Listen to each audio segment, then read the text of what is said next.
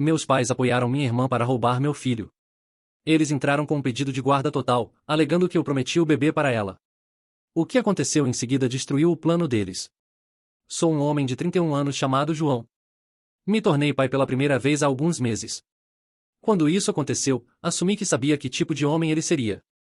Protetor, presente e talvez um pouco sobrecarregado. Nunca imaginei que minha própria família seria a maior ameaça à segurança do meu filho. Cresci numa cidade pequena onde tudo girava em torno da imagem. Um lugar onde todos se conheciam e nada era ignorado. Meus pais têm raízes importantes aqui. Meu pai atua em quase todos os comitês comunitários que você pode imaginar. E minha mãe é a rainha não oficial da arrecadação de fundos para igrejas e escolas. As pessoas ao nosso redor os consideram respeitáveis, generosos e gentis. Com as portas fechadas, tudo gira em torno do controle e legado. Minha irmã mais velha, Raquel, tem 35 anos. Ela e seu marido Bruno têm tentado ter um filho por quase 10 anos.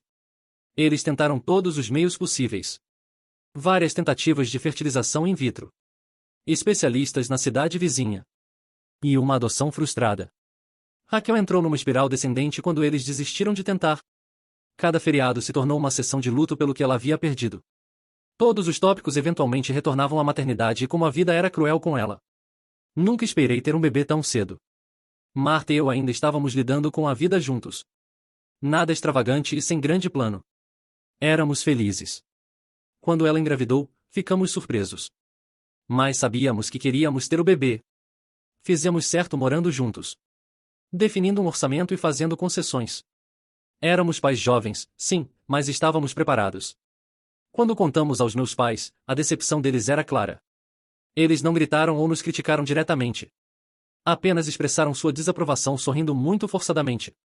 Fazendo perguntas que soavam mais como avisos e repetindo constantemente como as coisas costumavam ser feitas.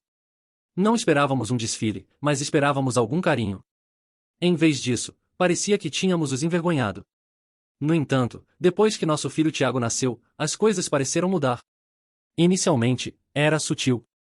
Minha mãe entregava jantar, mas sempre comentava sobre a aparência cansada da Marta. Raquel chegava com roupas de bebê, algumas ainda com etiquetas de preço. Ela perguntava sobre o tema do nosso quarto, que ainda não tínhamos considerado, e começou a oferecer opções. Painéis do Pinterest, esquemas de cores e marcas de fraldas. Parecia mais que ela estava se preparando para seu próprio filho do que nos ajudando. Marta e eu estávamos radiantes de alegria. Estávamos cansados de aprender tudo na prática, e era fácil aceitar ajuda. Mas algo parecia estranho. Raquel segurava Tiago por horas e não o largava. Ela sussurrava para ele coisas como "Mamãe, Raquel está aqui" e ria como se fosse uma piada interna engraçada. Então ela começou a aparecer sem avisar. Uma vez a peguei na nossa sala segurando Tiago enquanto Marta cochilava no quarto ao lado. Ela entrou com uma chave reserva que conseguiu dos meus pais quando eles eram proprietários da nossa casa. Mudamos as fechaduras depois disso. Meus pais, em vez de condenar, encorajaram Van. Eles cuidavam de Tiago no fim de semana para descansarmos. Eles apresentavam isso como apoio, mas Lia e eu notamos como eles falavam como se estivessem tentando estabelecer algo mais permanente. Toda vez que recusávamos, o clima piorava. Minha mãe resmungava que estávamos sendo muito protetores. Meu pai me aconselhava a pensar no longo prazo. Então veio o jantar que esclareceu tudo. Deveria ser um almoço familiar casual. Marta e eu levamos Tiago, e estávamos no meio quando Raquel pegou e disse, bem na frente de todos, "Ele parece o filho que eu deveria ter." Ninguém se mexeu. Minha mãe estendeu a mão e agarrou a mão dela como se ela tivesse dito algo corajoso. Meu pai me olhou como se eu estivesse sendo irracional por não responder. Olhei para Marta do outro lado da mesa. Sua expressão permaneceu inalterada, mas eu sabia que ela estava cansada. Ela não disse nada pelo resto da noite. Quando estava saindo, meu pai me parou. Ele me disse que Raquel havia passado por muito e que talvez essa fosse uma oportunidade de nos curar como família, que essa criança poderia ser benéfica para mais pessoas além de nós. Ele usou a palavra altruísta. Falou sobre legado e a importância de colocar a família em primeiro lugar. Foi quando tudo fez sentido. Não era apenas tristeza. Não era amor errado. Era uma tentativa planejada, sutil e deliberada, envolvida em polidez e vergonha emocional, mas ainda assim uma estratégia. Um esquema para pegar nosso filho e mudar sua história de vida para que fizesse mais sentido para eles do que para nós. Um plano para dar a Raquel a maternidade que ela sempre quis, independentemente de quem trouxe a criança ao mundo. E então percebi que nada estava fora dos limites para eles. Nenhuma culpa, nenhuma manipulação, nenhum sangue. Marta e eu ficamos em silêncio por muito tempo depois do jantar. Então ela me contou algo que eu não sabia. Raquel havia se aproximado dela semanas antes durante uma de suas visitas e implorou pela custódia total da criança, não apenas para ajudar a criá-lo ou cuidar dele. Ela disse que isso consertaria a família e tentou soar gentil, como se ainda estivéssemos na vida de Tiago, mas não como pais sobrecarregados. Marta permaneceu em silêncio até agora porque esperava que fosse um lapso único. Mas Raquel a abordou 2 vezes. Isso foi o suficiente. Chega de suposições e eu esperava que eles parassem por conta própria. Tomamos 3 decisões naquela noite. Primeiro, Raquel nunca mais ficaria sozinha com Tiago. Segundo, não haveria mais visitas. Terceiro, Raquel não veria Tiago a menos que Lia e eu estivéssemos presentes. E isso foi planejado com antecedência. Na manhã seguinte, liguei para meus pais. Descrevi tudo calmamente. Informei que esses eram limites, não punições. Minha mãe não ouviu. Ela alegou que Marta estava tentando nos separar e destruir a família. Ela alegou que tudo não passava de manipulação emocional. Disse a ela que não havia discussão. Éramos os pais de Tiago e tínhamos tomado essa decisão. Ela desligou no meio da frase. 2 dias depois, meu pai apareceu no nosso apartamento sem ligar primeiro. Marta levou Tiago para o quarto enquanto eu estava saindo. Ele começou com uma conversa leve, como se estivesse apenas passando por ali, antes de rapidamente se voltar para culpas. Ele mencionou a angústia de Raquel, os anos de terapias sem sucesso e como tinha sido difícil para ela. Deixei-o terminar e então disse novamente. Isso não ia acontecer. Ele me olhou nos olhos e disse que Raquel merecia ser mãe mais do que eu merecia ser pai. Não disse nada.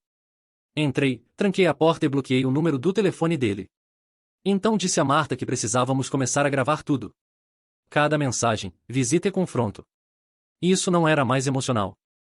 Era estratégico. Raquel apareceu inesperadamente no dia seguinte, tendo tocado a campainha do prédio com um nome diferente. Ela estava carregando uma grande caixa de roupas de bebê e brinquedos, como se estivesse entregando algo numa caixa. Marta estava sozinha em casa com Tiago. Raquel se recusou a sair, então Marta saiu para conversar na varanda. Raquel começou a gritar, acusando Marta de ser egoísta e cruel e alegando que aquele bebê pertencia a ela. Ela até tentou passar por Marta e entrar na casa.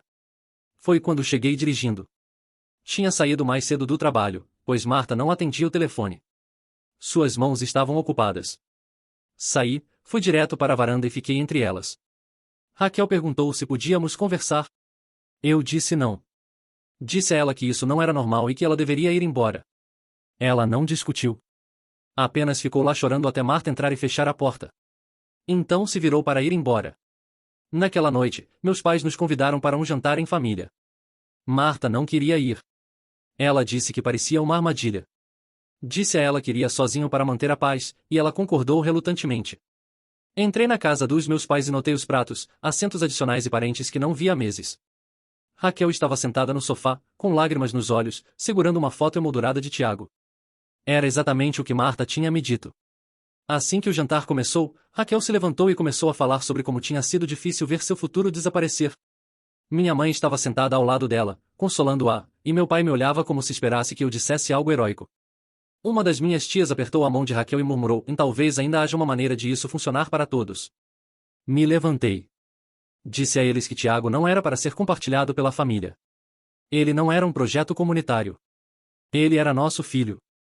Eles não estavam fazendo isso por amor. Era pressão envolvida em angústia e dada a nós como responsabilidade. Saí antes da sobremesa. Quando cheguei em casa, Marta já havia arrumado uma pequena mala. Ela havia lido a mensagem do meu primo sobre o jantar e não queria estar em casa se alguém aparecesse novamente. Ficamos num motel por uma noite, o que nos deu muito tempo para pensar. Na manhã seguinte, contatamos um advogado de família. Explicamos tudo. O que havia acontecido, quem havia chegado, as mensagens, os comentários, o café e o estresse emocional.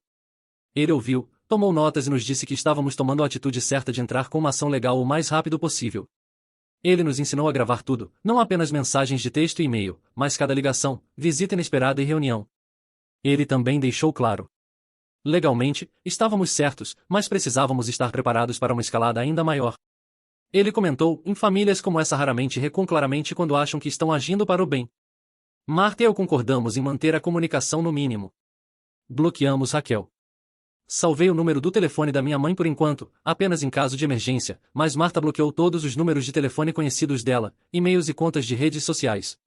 Estabelecemos uma nova rede exclusiva de contatos confiáveis. Mudamos as fechaduras das portas novamente. A partir daquele momento, todas as decisões que tomamos giravam em torno de uma coisa, em proteger Tiago, não de estranhos, mas daqueles que alegavam amá-lo mais. O advogado não perdeu tempo. Ele explicou exatamente o que precisava acontecer em seguida. Legalmente, estávamos no caminho certo, mas precisávamos documentar tudo. Mensagens de texto, mensagens de voz, visitas surpresa e até comunicações de segunda mão. Quanto mais evidências, melhor. Ele enfatizou que, se os limites fossem violados repetidamente, poderíamos considerar uma ordem formal de cessação e desistência, bem como uma ordem de não contato total se as coisas piorassem. 3 dias depois, Marta recebeu uma mensagem de uma antiga conhecida da faculdade com quem não falava há mais de um ano. A mensagem era inesperada, longa, emocional e definitivamente não foi escrita com suas próprias palavras. Ela disse coisas como pense na Irmandade e Raquel também merece ser mãe. Raquel havia entrado em contato com essa amiga. Bloqueamos ela imediatamente. Liguei para ela de um telefone diferente. Relatei brevemente que sabíamos que ela havia revisado as declarações de Raquel e avisei que qualquer pessoa que fizesse papel de mensageira seria removida de nossas vidas sem aviso prévio. Então, verifiquei minha caixa de entrada. Havia um e-mail de um novo endereço que minha mãe nunca havia usado antes. Não era apenas uma mensagem. Um documento inteiro estava anexado. Um PDF intitulado Plano Parental Conjunto para Tiago. Dentro havia títulos, marcadores e um detalhamento do programa. Até incluía sessões intituladas Fim de Semana com Raquel, Feriados em Turnos e Experiencial. Minha mãe havia escrito como uma proposta de negócio. Seu tom era formal e educado, mas a mensagem era clara. Eles ainda achavam que era negociável. Não respondi. Encaminhei o caso ao nosso advogado e guardei na pasta que agora mantemos diariamente. O arquivo já estava aumentando rapidamente com carimbos de data, hora, capturas de tela, transcrições e documentos impressos. Não era mais apenas sobre família. Era uma campanha. Os pais da Marta nos visitaram durante o fim de semana. Eles observaram as malas prontas na entrada, o estresse em nossa rotina e como verificávamos silenciosamente as janelas todas as noites. Depois do jantar, o pai dela me abordou em particular. Ele me informou que ajudaria a cobrir os custos se optássemos pela mudança. Sem perguntas, sem condições, apenas ir para um lugar seguro. Alguns dias depois, algo mais confirmou nossas suspeitas. No trabalho, meu gerente me abordou no corredor. Ele perguntou cuidadosamente se estava tudo bem em casa. Aparentemente, alguém na cidade havia expressado preocupação sobre o bem-estar de Tiago. Questionei-o diretamente sobre quem havia dito isso.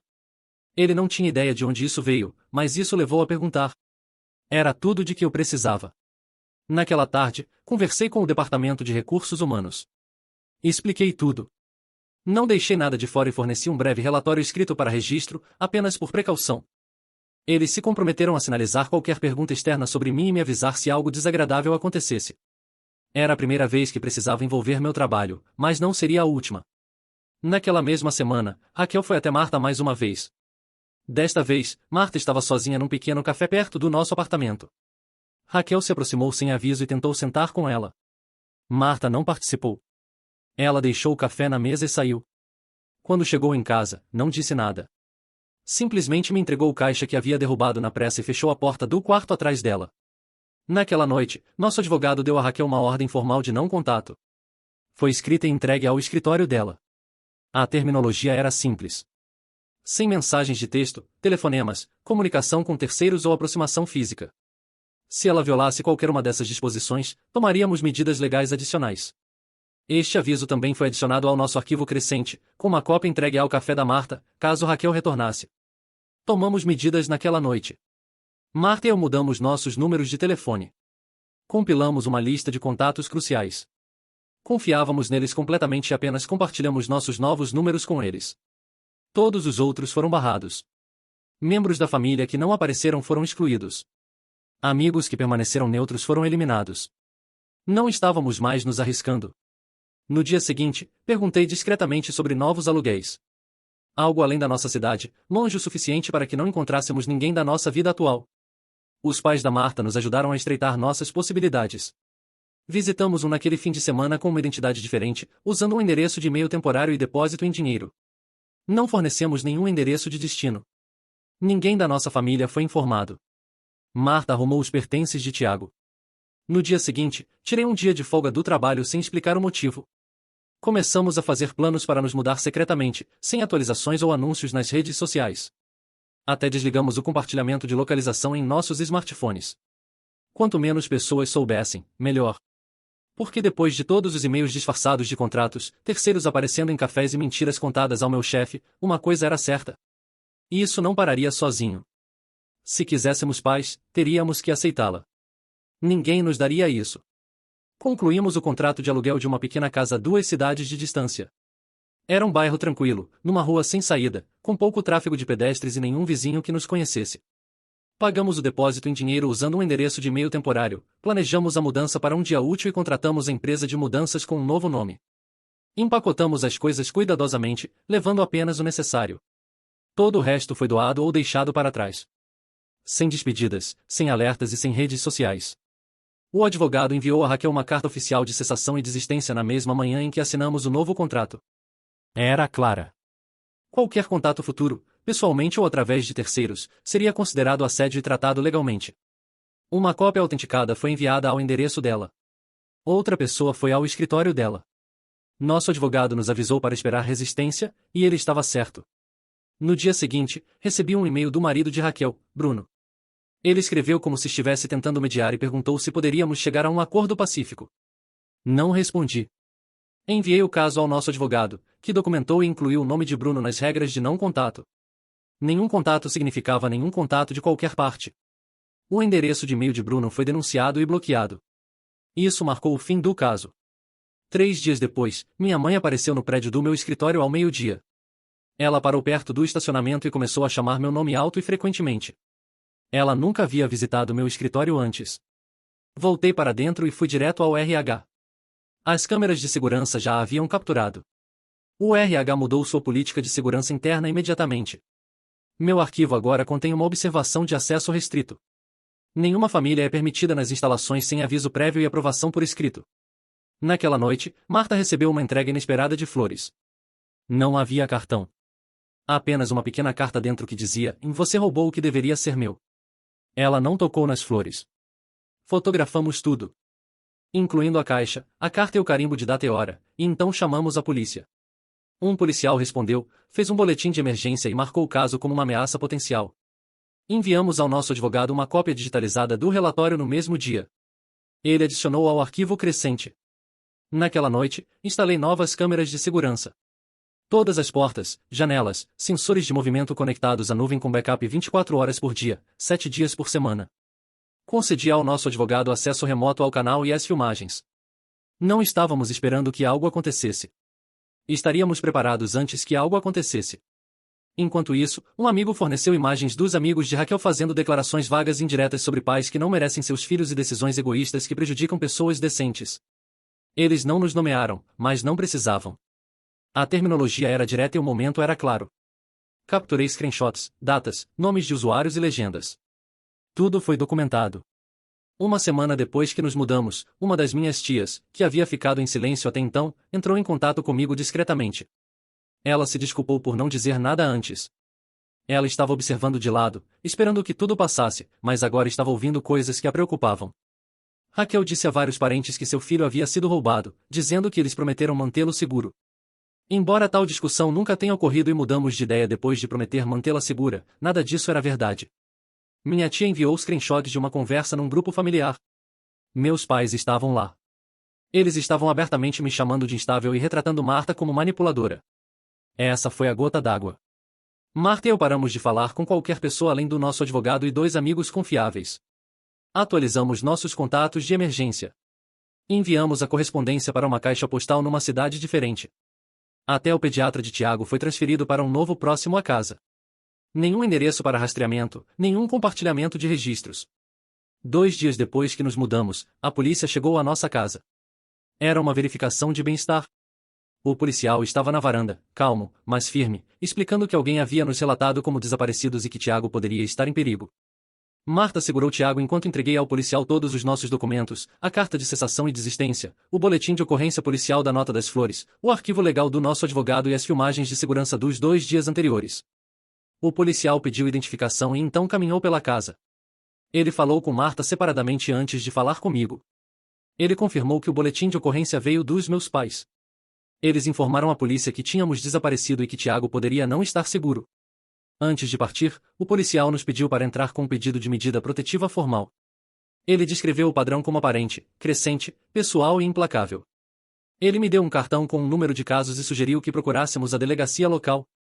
Ele registrou nosso endereço como um problema conhecido, implicando tratamento diferenciado para futuras queixas. Fechei e tranquei a porta atrás dele. Não estávamos mais apenas protegendo nossa casa. Estávamos criando o caso peça por peça. Marta e eu nos encontramos com nosso advogado na manhã seguinte à verificação de bem-estar para entrar com um pedido de medida protetiva contra Raquel, minha mãe e meu pai. Levamos tudo conosco. Cópias de relatórios policiais, capturas de tela, filmagens de câmeras, carimbos de data, hora, e-mails, uma carta de cessação e desistência e a mensagem das flores. O advogado apresentou tudo num processo de cerco. Tinha mais de 5 centímetros de espessura. Ele sugeriu que começássemos a manter um cronograma impresso com carimbos de data, hora para manter as coisas organizadas. Adicionamos novas entradas ao arquivo todos os dias, vinculando-as a evidências, imagens, cartas, gravações e qualquer outra coisa que pudesse ser rastreada. 3 dias depois, outro documento legal chegou. Desta vez, era do advogado do meu pai. Era um pedido de privilégios de visitação parental. Eles haviam entrado com uma moção no tribunal alegando que tinham uma relação profunda com Tiago e exigiam acesso regular. Nosso advogado imediatamente entrou com uma objeção, fornecendo um relatório detalhado indicando que meus pais nunca cuidaram de Tiago fora do horário de trabalho, nem doente, nem à noite. Todas as interações anteriores foram limitadas e o contato recente foi classificado como perigoso. A objeção foi aprovada sem audiência. A alegação foi negada.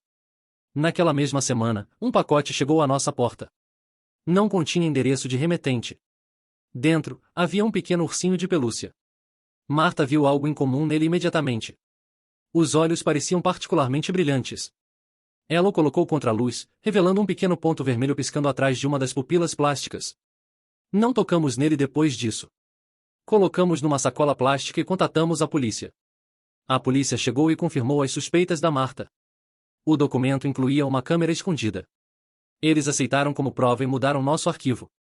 Essa foi a escalada mais perigosa até agora. Se o comportamento continuasse, nosso advogado começou a se preparar para um pedido de audiência de emergência. Mais tarde naquela noite, recebi uma mensagem de um dos meus parentes. Ele nunca havia se envolvido antes.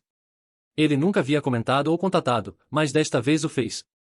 Ele disse que tinha algo que precisávamos ver e nos mostrou screenshots de um chat em grupo onde Raquel estava conversando com vários amigos em comum. Nas mensagens, ela instruía como representar Marta como emocionalmente instável, como discretamente anotar comportamentos perturbadores e como inferir negligência sem fazer alegações diretas. Não era apenas uma conversa. Era uma campanha coordenada de calúnia. Nosso advogado começou a escrever uma ação caluniosa.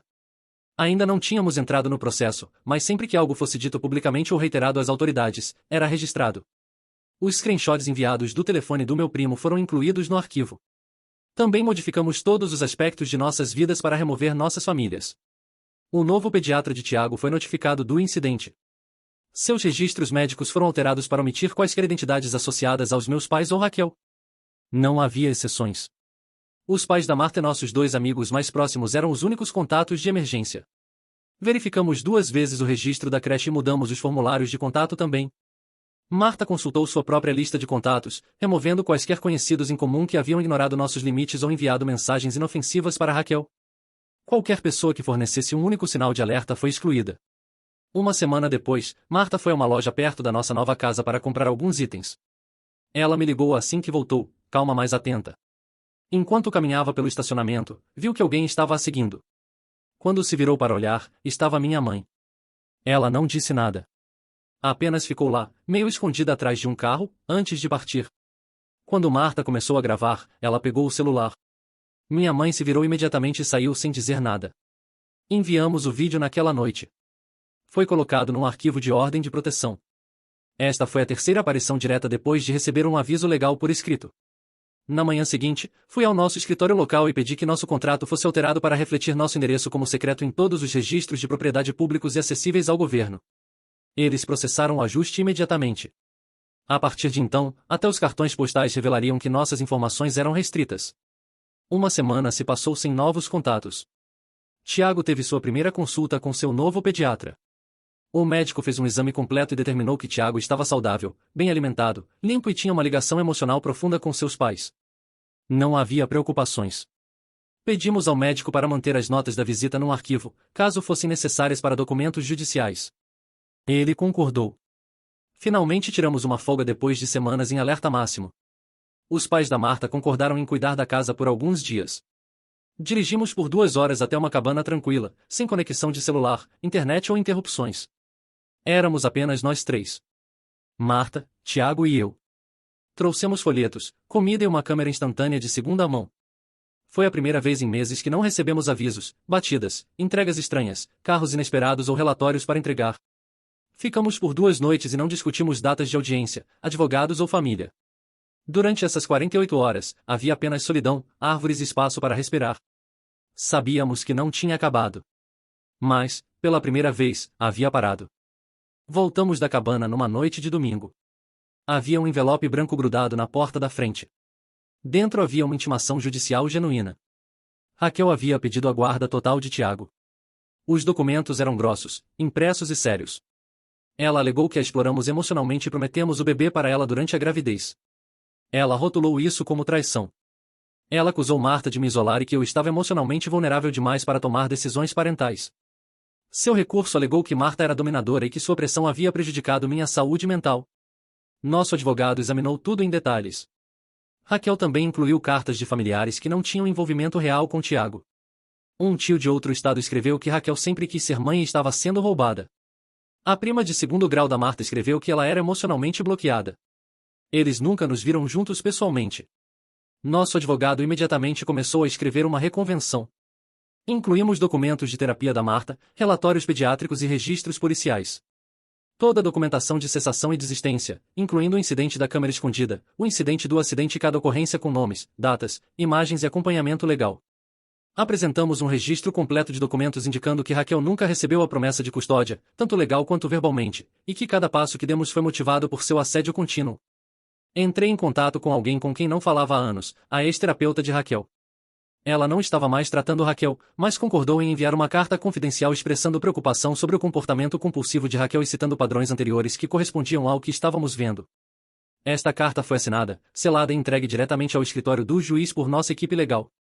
O tribunal agendou uma audiência preliminar. Uma ordem de silêncio foi obtida imediatamente. Ambas as partes foram proibidas de discutir o assunto online ou com parentes. Nenhuma menção nas redes sociais, nenhuma postagem ambígua e nenhuma mensagem de outras partes. Qualquer violação poderia resultar em punição. Marta e eu pesquisamos todas as contas que tínhamos, incluindo Facebook, e-mail, aplicativos de fotos e backups na nuvem. Deletamos todas as fotos relacionadas ao bebê, removemos quaisquer referências públicas à nossa localização e habilitamos a autenticação de 2 fatores. Todos os amigos e familiares foram excluídos da lista de seguidores, a menos que estivessem em nossa lista de autorização legal. Quaisquer novas solicitações de seguidores foram ignoradas. 2 dias depois, a assistente social ligou. Era meio-dia. Uma das funcionárias me disse que minha mãe havia chegado à recepção. Ela disse que estava registrada como tutora de Tiago e estaria lá para buscá-lo. Ela até carregava uma foto antiga dela com ele. Ela ficou agitada quando pediram uma verificação de identidade e detalhes de contato de emergência. A diretora contatou a polícia. Quando cheguei, as autoridades já haviam começado a conversar com a equipe de creche. Minha mãe havia saído, mas não sem causar um escândalo. A polícia obteve depoimentos e emitiu uma ordem formal de invasão contra ela. Ela agora estava permanentemente banida de entrar na instituição. Nosso advogado recebeu o relatório que incluía os nomes das testemunhas. Este incidente por si só foi suficiente para basear nosso pedido de ordem de proteção. Na semana seguinte, uma das minhas tias ligou para nos avisar suavemente. Raquel havia estado secretamente dizendo às pessoas por anos que se ela não pudesse ter um filho, queria criar o meu. Ela explicou que sempre deveria ser a mãe de Tiago. Ela teria apresentado isso como uma promessa, dizendo a outros que eu havia pensado sobre isso e que ainda estávamos descobrindo como prosseguir. Nada disso era verdade, mas explicava por que tantos parentes acreditavam em sua versão dos eventos. Imprimi e-mails da semana em que Tiago nasceu, mensagens nas quais compartilhei fotos do bebê, atualizações do hospital e até um recibo de certidão de nascimento que listava Marta e eu como pais. Arquivamos junto com nosso plano parental assinado, um documento autenticado que descrevia nossas obrigações, cobertura de seguro e funções de tomada de decisão médica. Marta começou a trabalhar meio período em casa novamente. Estabelecemos uma nova rotina. A rotina dela era de manhã, a minha à noite. E elas se alternavam dependendo de quando Tiago precisasse de atenção. Compartilhamos um registro de seguro com nosso advogado para facilitar o acesso aos documentos. Atualizei nosso sistema de segurança novamente, desta vez adicionando acesso remoto, alarmes de movimento e backup criptografado. Também comprei um cofre à prova de fogo. Guardei todos os documentos legais, relatórios policiais, correspondência por e-mail e contratos legais lá. Fiz 2 cópias de tudo, uma impressa e outra num disco. Nosso advogado avaliou o processo de Raquel e nos deu uma resposta clara. Dependia de emoção, não evidência. Não há contratos, acordos escritos ou documentação de tutela, apenas sentimentos, pressão e uma história baseada em simpatia. O juiz agendou uma audiência de custódia completa para o mês seguinte. A partir daquele ponto, tudo seria resolvido no tribunal. Não mais mensagens de texto, visitas ao jardim, flores, ingressos ou chamadas falsas. Agora era oficial e estávamos prontos. A audiência pré-julgamento foi agendada para uma manhã de terça-feira. Marta e eu chegamos cedo com nosso advogado e um arquivo completo de evidências. O tribunal estava silencioso, com apenas algumas pessoas presentes. Raquel sentou do outro lado com sua equipe legal, enquanto meus pais sentaram atrás dela em silêncio. Depois de analisar o cronograma, o juiz emitiu uma ordem de restrição temporária contra os 3. Raquel, minha mãe e meu pai. Permaneceria em vigor até a decisão final sobre custódia. Foram proibidos de contatar direta ou indiretamente através de terceiros. O juiz também restabeleceu a ordem de silêncio. Ninguém estava autorizado a discutir o caso em público ou em particular. Isso inclui amigos, vizinhos e postagens online. Tentativas suficientes de nos contatar ou persuadir outras pessoas. De volta em casa, instalei um novo sistema de interfone. Incluía um feed de vídeo integrado e gravação na nuvem. Instalei um disco de backup e o conectei a um roteador oculto. A fita foi criptografada e transmitida em tempo real para nosso advogado e um contato seguro na delegacia local. Ninguém poderia aparecer sem ser documentado. Uma semana depois, recebemos uma ligação de uma assistente social indicada pelo tribunal. Ela planejou uma série de visitas surpresa à casa de Tiago para analisar condições de vida, desenvolvimento emocional e hábitos parentais.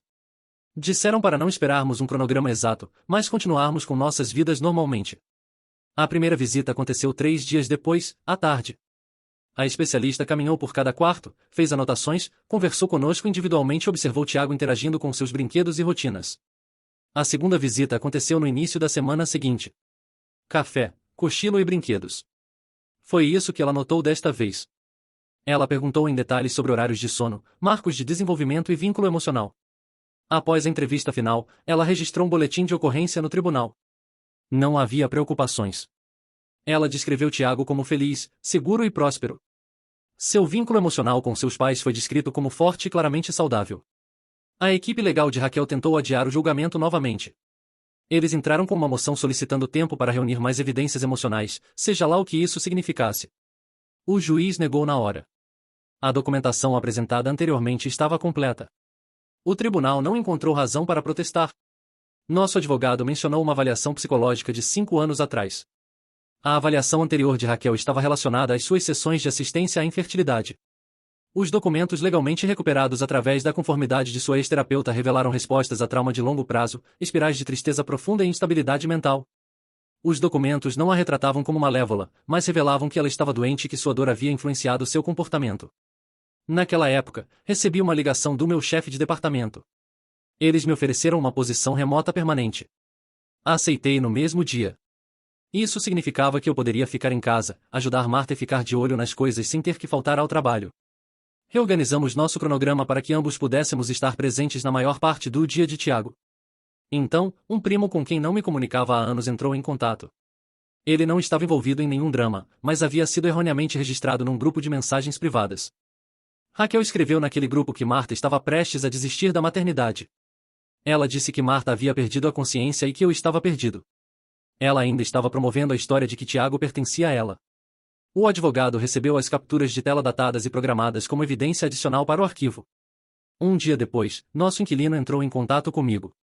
Alguém que alegava ser do Serviço de Proteção à Criança havia parado e solicitado admissão ao nosso apartamento. O inquilino pareceu suspeito.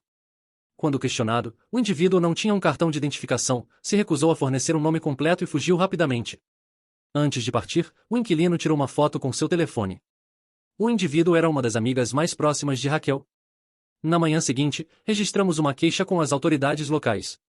O inquilino concordou em testemunhar no tribunal, se necessário. Marta começou terapia novamente e foi formalmente diagnosticada com ansiedade situacional. Após várias sessões, sua terapeuta escreveu uma declaração profissional explicando os efeitos da pressão contínua e perseguição em sua saúde. Era mais do que apenas emocional.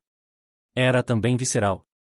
Distúrbios do sono, problemas estomacais, ataques de pânico. A carta foi apresentada aos documentos do tribunal para demonstrar o impacto psicológico da circunstância na principal cuidadora de Tiago. Também fomos forçados a fornecer declarações pessoais. Marta e eu criamos cronografias completas da gravidez até o presente, descrevendo cada episódio e suas implicações.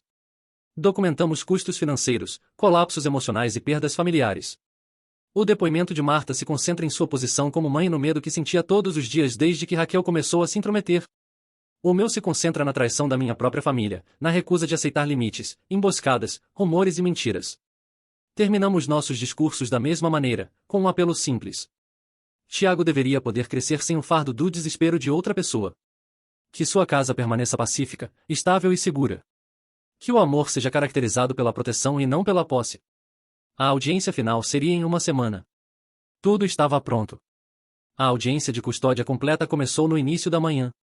Lee e eu sentamos na frente do nosso advogado, ambos mudos, enquanto o tribunal gradualmente se enchia. Raquel veio com sua equipe legal. Meus pais sentaram atrás dela. O ar estava frio, mas controlado. O juiz entrou e começou imediatamente. Nosso advogado falou primeiro. Ele guiou o tribunal por uma cronologia sistemática que incluía tudo, desde a abordagem inicial de Raquel a Marta sobre o roubo do bebê até os relatórios policiais mais recentes e ordens de restrição. Cada item incluía evidências como mensagens de texto, e-mails, mensagens de voz, capturas de tela, declarações testemunhais, arquivos policiais, imagens de pacotes, avaliações de terapeutas e 2 avaliações domiciliares pelo oficial de bem-estar infantil. Tudo foi apresentado numa ordem lógica e apoiado por fatos. A equipe de Raquel os seguiu. Eles dependiam fortemente da emoção. Eles retrataram Raquel como uma mulher destruída pela infertilidade, traída por um irmão mais novo que havia perdido sua única chance de se tornar mãe. Eles retrataram Marta como fria e dominadora, cortando os laços de uma irmã amorosa com seu sobrinho. Eles chamaram isso de trágico. Eles usaram a palavra cruel. Então meus pais foram para o banco das testemunhas. Minha mãe alegou que eu era instável e sempre tive dificuldades com responsabilidades. Meu pai disse que Marta me manipulou para deixar a família. Nenhum dos dois forneceu datas ou evidências, apenas histórias e opiniões. O tribunal interveio repetidamente, pedindo exemplos específicos de dano ou negligência. Não havia nenhum. Todas as respostas se voltaram para emoção e expectativa, não fatos. Quando Raquel foi interrogada, ela admitiu se referir a Tiago como seu filho durante um bate-papo privado. Ela tentou explicar como tristeza e perda. Nosso advogado então reproduziu uma gravação de Raquel e uma amiga na qual Raquel explicava sua intenção de intervir quando eles estavam chocados e pegaram fogo e pegaram o que deveria ter sido meu. A sala ficou em silêncio. O gerente de creche foi o próximo.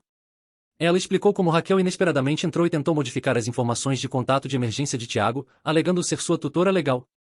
A gerente se recusou. Solicitou documentos e informou a polícia.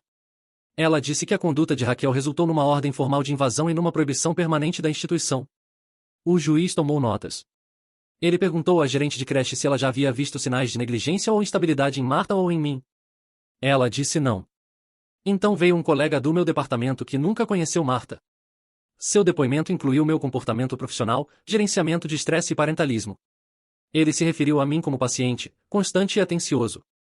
Seu depoimento não foi emocional. Foi prático e consistente. A oficial de bem-estar infantil nomeada pelo tribunal entregou seu relatório final. Ela descreveu nossa casa como sólida e segura. Ela observou o forte vínculo de Tiago com seus pais, seu desenvolvimento emocional e como Marta e eu compartilhávamos tarefas. Ela informou ao tribunal que nenhuma mudança na custódia era proposta. Sua voz não vacilou. Minha terapeuta forneceu uma nota provando que eu não tinha histórico de instabilidade ou hostilidade e que mantive controle emocional durante todo o evento.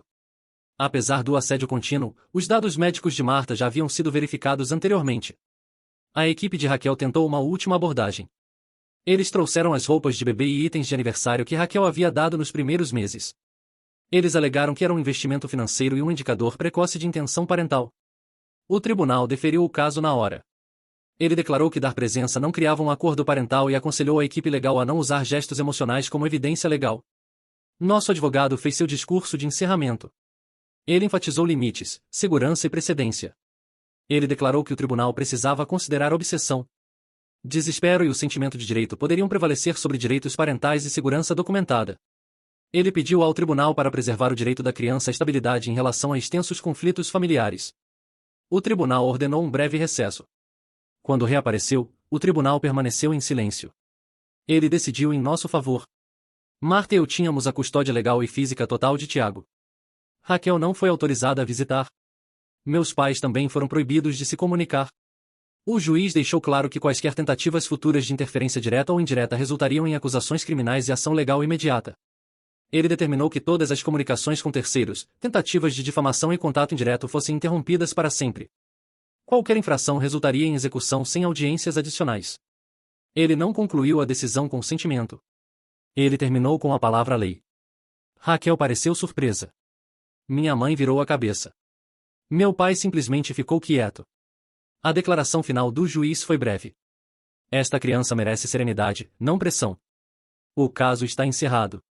Uma semana após a audiência, recebemos a decisão formal por escrito. Marta e eu recebemos a custódia total e permanente de Tiago. O juiz também concedeu uma ordem de restrição permanente contra Raquel, minha mãe e meu pai. O veredicto descreveu tudo em detalhes. Sem visitas, sem comunicação, sem mensagens de terceiros e sem presença física perto da nossa casa, creche ou empresa. Na decisão escrita, o juiz incluiu um requisito. Raquel foi impedida de entrar com qualquer recurso de custódia no futuro até que se submetesse à terapia psicológica formal e recebesse autorização de um especialista em saúde mental licenciado e aprovado pelo tribunal. Sem isso, seu caso não seria considerado. 4 dias depois, meu pai quebrou a ordem de restrição. Ele enviou um e-mail para meu endereço de trabalho. Era breve, algo sobre consertar as coisas. Não abri completamente. Enviei para nosso advogado, que imediatamente contatou as autoridades. Um mandado foi emitido por violação da ordem judicial. Ele foi detido na mesma semana e liberado sob fiança condicional. O tribunal impôs ordens rigorosas para banir contato novamente. Mais uma transgressão e a próxima prisão resultaria em sentença automática de prisão. Não ouvimos mais dele depois disso. Marta e eu começamos o processo legal para mudar o sobrenome. Queríamos uma separação limpa dos parentes que procuravam considerá-lo uma recompensa de consolação. Nosso advogado entrou com a petição e obtivemos os documentos relevantes. Adicionamos a uma nova pasta que criamos, que chamamos de pasta do legado. A pasta incluía mais do que documentos legais simples. Incluímos cartas, fotografias, recibos e anotações manuscritas. Uma cópia da decisão do juiz, uma carta do pediatra e uma captura de tela da mensagem da amiga de Raquel sobre reivindicar o que é dela. Daremos a pasta para Tiago quando ele atingir a idade apropriada. Deixaremos ele ver por si mesmo porque lutamos e vencemos. Várias semanas depois, aceitei uma promoção no trabalho. Incluía um aumento e confirmação da minha posição remota permanente. Usamos o dinheiro extra para executar um plano que havíamos adiado meses atrás e nos mudamos para uma pequena cidade costeira onde Marta sempre quis morar. Escolhemos uma casa de terra com um quintal cercado que ficava a uma curta distância da praia. Não notificamos ninguém fora do nosso círculo de confiança. Marta continuou sua terapia. Suas sessões se tornaram menos frequentes e sua terapeuta declarou que seu progresso era óbvio. Ela começou a ajudar uma organização local que ajuda novas mães a lidar com pressão familiar tóxica. Ela nunca falou sobre nossa experiência publicamente, mas sabia exatamente o que dizer para mulheres à beira da exaustão. Entrei num grupo de apoio para homens que lidam com dificuldades de custódia e interferência familiar. Não usei meu nome completo. Contei nossa história, descrevi as ações que tomamos e mencionei as ferramentas que ajudaram. Alguns homens me enviaram mensagens pessoais após as reuniões agradecendo por ser direto e claro. Eles não procuravam discursos apaixonados. Eles procuravam mapas de viagem. Raquel teria vendido sua casa e deixado o estado. De acordo com uma atualização compartilhada conosco por um parente, minha tia enviou uma breve mensagem de texto de atualização. Raquel havia se inscrito deliberadamente para um programa de saúde mental de longo prazo em outra cidade. Ela agora estava recebendo tratamento, mas minha tia disse que ela ainda se considerava uma vítima. Ela não se desculpou, não entrou em contato nem reconheceu a decisão do tribunal. A notícia do caso se espalhou entre a família extendida. Um primo distribuiu cópias do veredicto para alguns parentes que inicialmente apoiaram Raquel. As pessoas começaram a se distanciar silenciosamente dos meus pais. Algumas pessoas bloquearam seus números, ouvi. Algumas até cortaram completamente o contato. Não há grandes anúncios, apenas silêncio. Tiago fez 1 ano no mês passado. Não fizemos uma grande festa, apenas nós 3. Marta fez um pequeno bolo que deixamos Tiago devorar com as 2 mãos no centro da sala de estar. Tiramos algumas fotos para nós mesmos. Não havia redes sociais, convites familiares, presença de estranhos, apenas balões, música e calma. Mais tarde naquela noite, depois que Tiago adormeceu, abri um caderno velho e rabisquei outra entrada. Não para o tribunal ou para as evidências, mas apenas para mim. Mencionei que a paz nem sempre vem com reconciliação. Às vezes parece distante.